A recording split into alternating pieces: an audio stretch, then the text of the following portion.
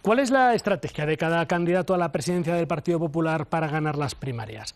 ¿Cuáles son los apoyos a cada uno que vamos a ir viendo desde esta noche hasta el 5 de julio? ¿Por qué Pedro Sánchez anuncia ahora que va a agotar la legislatura? ¿Transformar el Valle de los Caídos cierra las heridas o las reabre? ¿Qué tal? Buenas noches. Empieza el debate. Hoy ha comenzado una película de amores y desamores, de acción y de suspense, que no sabemos cómo va a terminar dentro de 15 días. Las primeras primarias de la historia del Partido Popular, con la sorpresiva renuncia de Núñez Feijóo a competir, reúnen a 7 candidatos con perfiles completamente distintos y colocan al partido mayoritario en el Congreso de los Diputados al mismo nivel de apertura al militante que los otros 3 grandes. También dejan varias preguntas cuyas respuestas están soplando en el viento, como diría Bob Dylan. Por ejemplo, ¿veremos un debate de ideas o solo un combate de caras? ¿Se irán coaligando los candidatos según lleguemos al momento decisivo? ¿Podrán votar todos los afiliados o solo los inscritos? ¿Es posible ganar las primarias y perder el Congreso? Analizamos todo esto y mucho más esta noche en este espacio de servicio público con Sandra Moneo, diputada y secretaria de Educación e Igualdad del Partido Popular, con Susana Sumelzo, secretaria ejecutiva de Política Municipal del Partido Socialista, con Saúl Ramírez, diputado de Ciudadanos, con Miguel Anxo Fernán Bello, diputado de Unidos Podemos y portavoz de En Marea en el Congreso. Son positivas unas primarias con 7 candidatos, en el principal partido ahora mismo en el Congreso de los Diputados. Saúl. Nosotros creemos que la democracia siempre es buena. Nosotros también entendemos la sorpresa que están teniendo a día de hoy los afiliados del Partido Popular porque no están acostumbrados a las primarias. Para ellos es un elemento totalmente novedoso. También habrá que preguntarse por qué no se ha presentado Feijóo. Yo creo que desde luego sus motivos tendrá. A lo mejor es que conoce cómo está ahora mismo el partido y lógicamente veía que 2 años en la oposición le podían desgastar. En cualquier caso, bienvenido sea la democracia a todos los partidos. El artículo 6 de la Constitución santifica la democracia en sentido general y además los partidos que representan a la ciudadanía tienen que tener elementos democráticos de elección. Y yo creo que siempre es bueno que desde luego todos los partidos decidan quiénes son sus líderes desde un elemento democrático. Bueno, si ustedes quieren contribuir al debate en las redes sociales, ya saben, como siempre, almohadilla el DBT. En la lista de precandidatos, porque hasta dentro de unas horas son precandidatos, falta el que la mayoría consideraba el favorito. Se ha referido Saúl a él hace unos segundos. Todavía nadie sabe con certeza qué ha movido al presidente gallego Núñez Feijóo a decidir no presentar su candidatura a presidir su partido.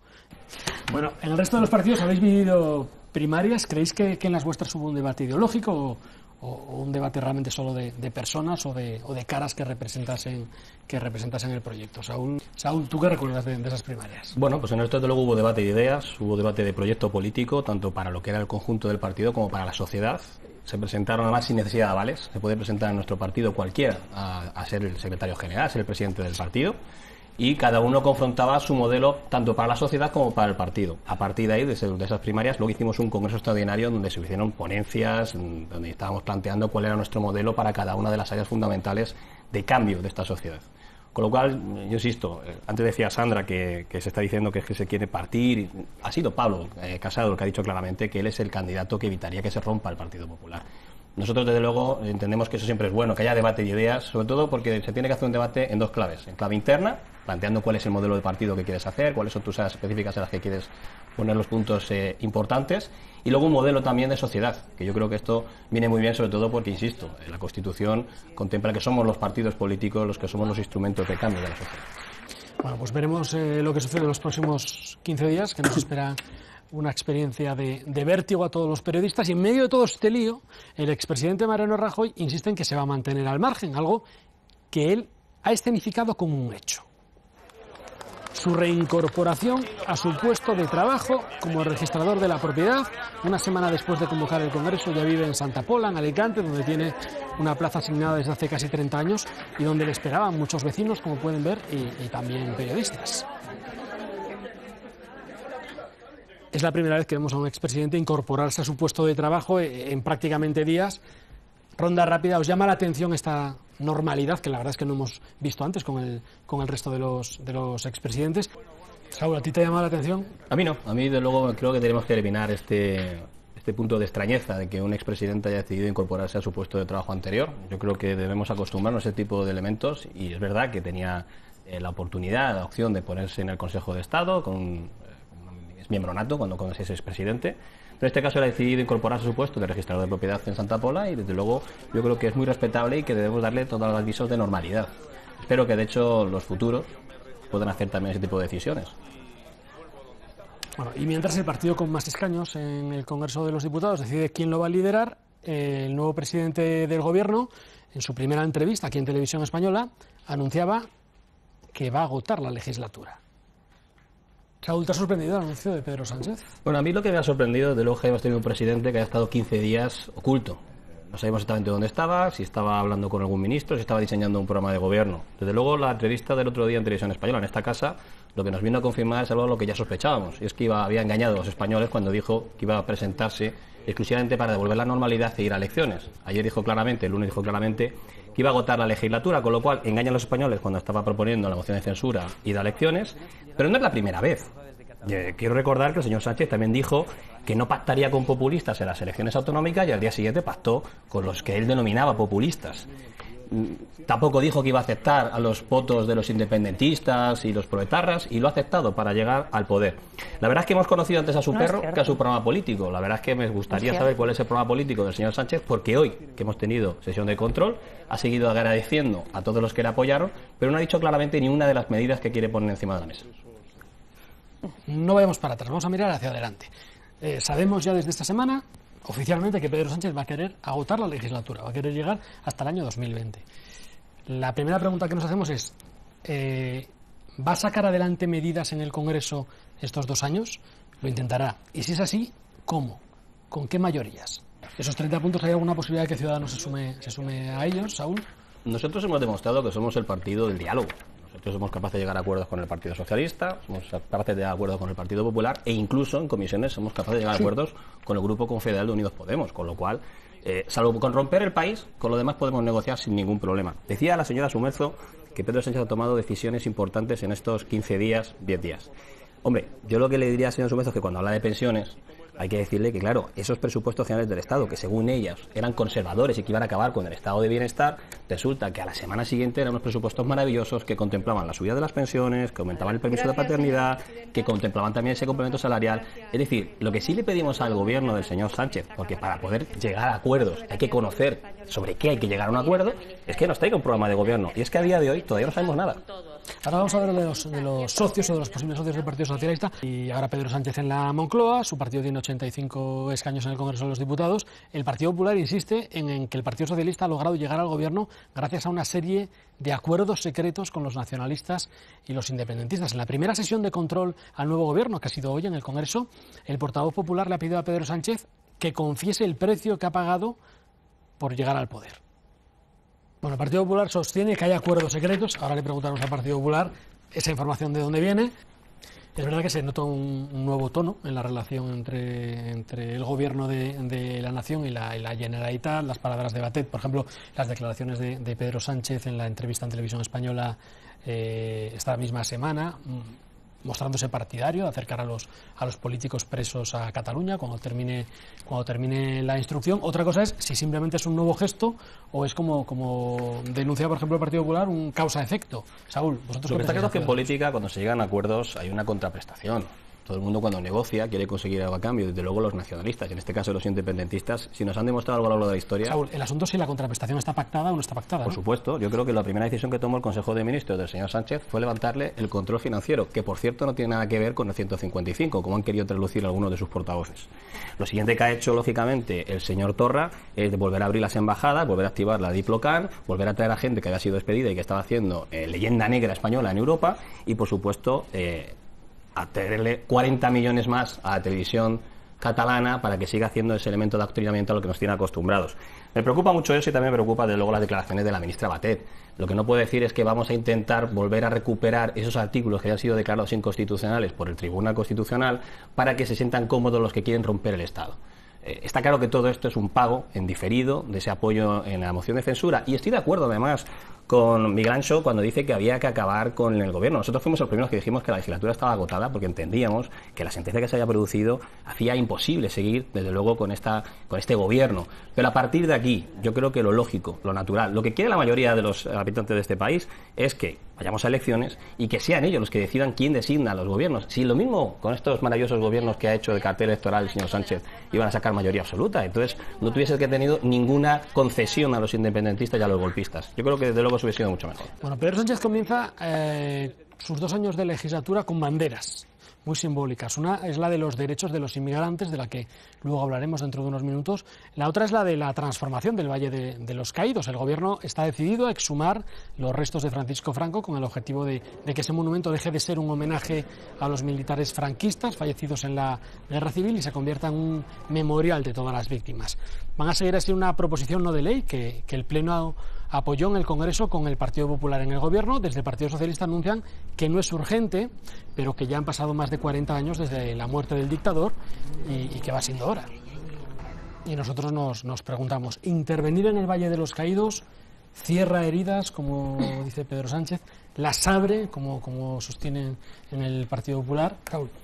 Nosotros votamos a favor de una propuesta no legislativa que lleva el Partido Socialista precisamente para cumplir la Ley de Memoria Histórica. Entendemos que hay que conseguir que el Valle de los Caídos sea un monumento que conmemore a todos los caídos en la Guerra Civil. Yo creo que ya es hora, desde luego, de superar lo que hemos vivido, por desgracia, la tragedia que se vivió en este país.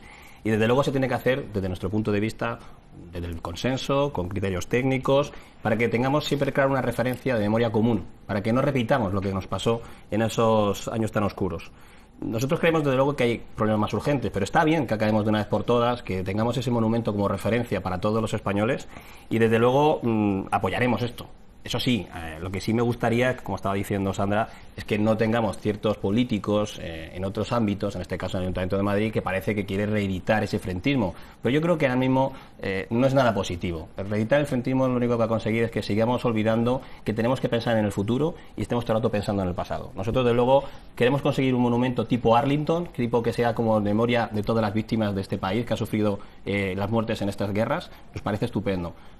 Hagamos ya de una vez por todas mirada hacia el futuro y dejemos de verdad de reiterar el pasado, teniendo claro lo que decía Miguel Anso, que tenemos que reiterar y tenemos que luego resarcir esos desaparecidos, que siguen siendo cientos de miles, porque yo creo que es la única forma de cerrar de una vez por todas estas heridas. Pero volvamos a mirar al futuro, no miremos al pasado. O sea, Saúl, tú dices que esto puede cerrar heridas, no reabrirlas siempre que sea consensuado. Claro, si hacemos un consenso general y desde luego se utilizan esos criterios técnicos para que de una vez por todas esto podamos avanzar, yo creo que de luego puede servir para cerrar heridas. ¿Qué es lo que se puede consensuar? Saúl, ¿tú hablas de un cementerio como Arlington? Yo creo que sí, desde luego sería una figura, lo he puesto como referencia porque bueno, todo el mundo tiene la imagen del cementerio de Arlington, que es el de los caídos en las guerras de los norteamericanos. Pero bueno, yo creo, vamos a ver, yo no he visitado nunca, la verdad, es que la Cruz de los Caídos, y la verdad es que siempre he visto imágenes en televisión, pero nunca me he acercado a visitarlo. Pero no me he acercado a visitarlo no porque crea que sea de un bando o de otro, sino sencillamente porque considero que desde luego no es algo que nos tengamos que sentir orgullosos tal y como está diseñado. Hay que recordar que fue construido con los presos que hayan perdido la guerra. Y yo creo que desde luego lo que tenemos que avanzar, insisto, es en buscar la reconciliación. La forma más sencilla es, yo creo que sacar los restos del dictador, dárselos a su familia y desde luego recuperar ese monumento para el conjunto de los caídos en las guerras de este país.